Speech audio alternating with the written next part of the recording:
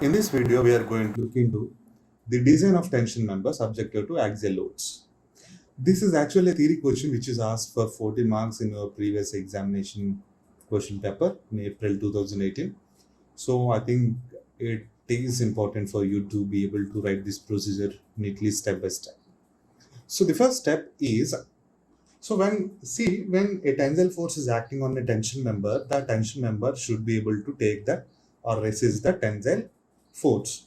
So in order to do that, this tension member should have certain required cross-sectional area, isn't it?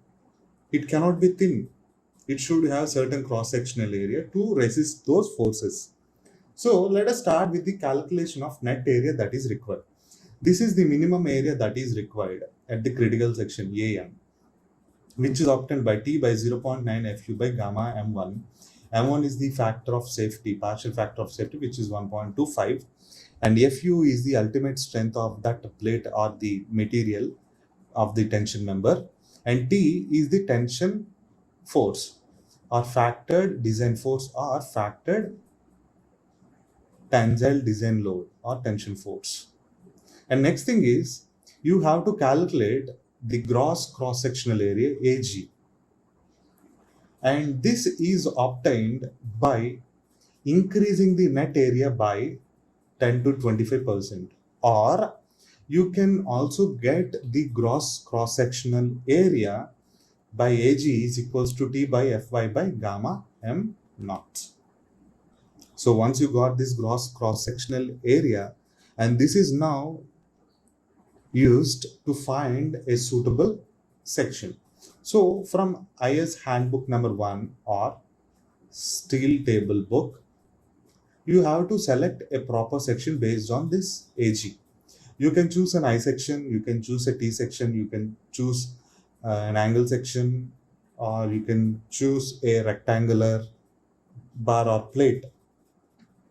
Okay, so once you have selected based on the cross-sectional area computed, the next thing you need to do is, how do you want to connect this tension member to the supports or the other members? Okay, see, this tension member has to be joined to the supports, right? It can be done with weld or with bolt. Okay, so you have to design the weld or bolt connections. అంటే ఇప్పుడు ఒకవేళ weld bolt అనుకోండి, you have to find out what are the number of bolts that you need to make that connection rigid.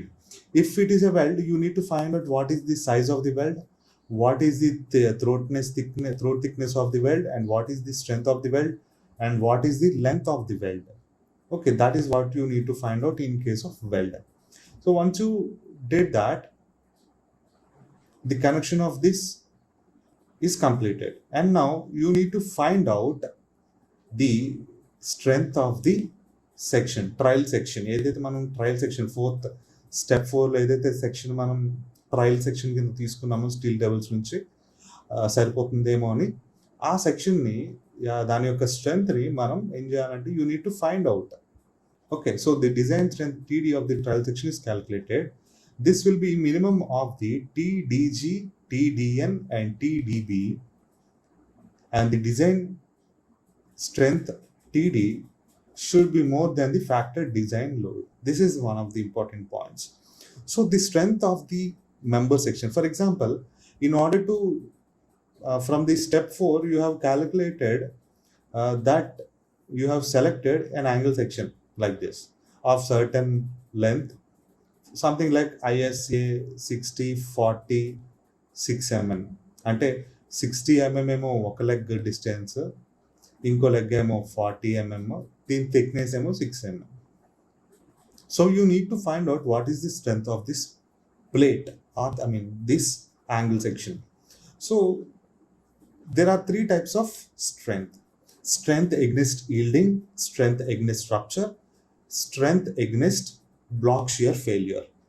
So you need to find out what is the strength in the 3 aspects also: TDG, TDN and TDB, and least of these 3 values will be the design strength TD of that particular section anamata. So now after finding out the design strength TD, this value should be more than the factor design load.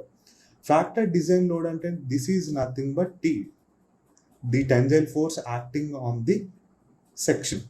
So the strength of the section should be greater than the amount of factored load. That is reasonable, right? That is what we need, right? If it is less than that, it is going to fail. And now check the slenderness ratio, which we have discussed in the previous video. So this is the procedure for designing the tension member. We are going to solve some problems in this procedure so that you will get